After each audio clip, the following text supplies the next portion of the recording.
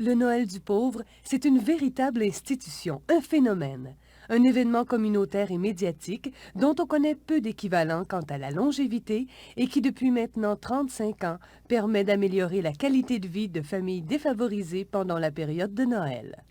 Il nous faut remonter en novembre 1959 pour voir germer l'idée d'une émission où l'on tenterait par le truchement des ondes de réaliser l'exploit de faire vivre, à l'approche de Noël, l'expérience de la charité médiatique.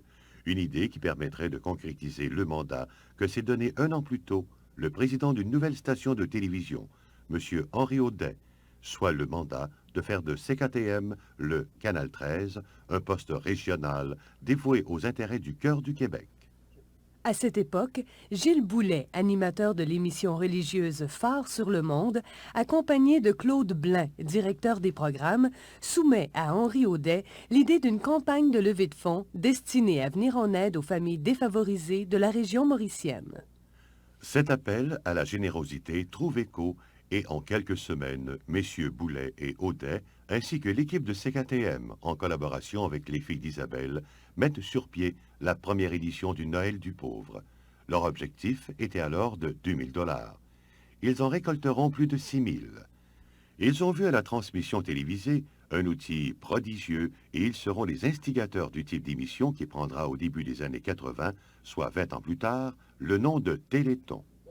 Durant les premières diffusions, les animateurs, dont Gilles Boulet, à qui succéda en 1966 le célèbre révérend père Émile Legault, présentaient les cas de personnes dans le besoin en donnant une courte description à laquelle on avait pris soin de donner un numéro pour respecter l'anonymat.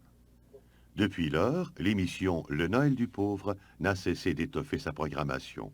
Cela se justifie entre autres par l'augmentation au fil des années du temps d'antenne, gracieusement octroyé par la station CKTM Télévision, grâce à son parrain de toujours, Henri Audet, président d'honneur de la campagne 1993.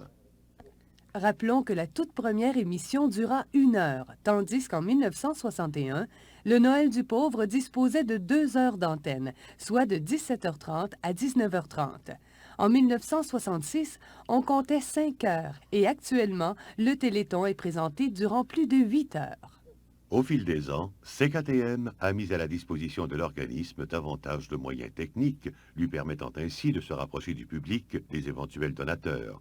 Ainsi, en 1970, l'émission se déroule pour la première fois à l'extérieur des studios, au Centre culturel de Trois-Rivières.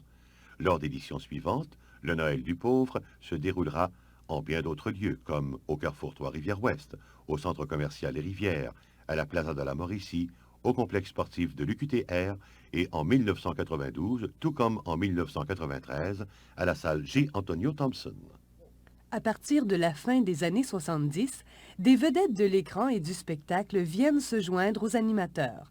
Le Noël du pauvre devient alors aussi un spectacle de qualité au cours duquel les vedettes, chanteurs, musiciens et artistes encouragent les spectateurs à donner généreusement. Né d'une initiative spontanée, le mouvement Le Noël du pauvre comptait 2 ans après sa création plus de 500 bénévoles. Aujourd'hui, ils sont plus de 2000. En 1979, devant l'importance prise par le Noël du pauvre, les principaux organisateurs font la demande d'une charte officielle qu'ils obtiennent la même année. Le Noël du pauvre devient alors une corporation légalement enregistrée et gérée par un conseil d'administration. Depuis lors, la région de la Mauricie est divisée en secteurs, chacun placé sous la responsabilité d'un directeur des opérations. Les nombreux bénévoles s'activent maintenant dans 52 secteurs, comprenant 60 municipalités de la région administrative 04. Durant les premiers Noëls du pauvre, plus de la moitié des valeurs de fonds récoltées étaient des marchandises diverses, mais par la suite, les organisateurs du Téléthon ont essayé d'obtenir des dons en argent, car les dons en nature, notamment les denrées périssables, posaient trop de problèmes pratiques pour les bénévoles, ainsi confrontés à des délais trop courts à l'approche de Noël. Le premier Noël du pauvre, en 1959, réussissait à recueillir 6 600 $. 10 ans plus tard, en 69, c'était la somme de 20 300 $. En 1979, le montant grimpait à 113 000 $, en 82 à 175 000 et l'an dernier à plus de 250 000 $ pour un grand total de 3 400 000 $ en 35 ans. Depuis 35 ans, par le truchement de la télévision, la population de toute la région du cœur du Québec a supporté l'initiative de Gilles Boulet, appuyée par Henri Audet, et a donné généreusement pour permettre aux familles moins favorisées de connaître les joies de Noël. Le Noël du pauvre n'a jamais dérogé de ses objectifs premiers et a su maintenir au fil des ans l'ardeur de ses troupes.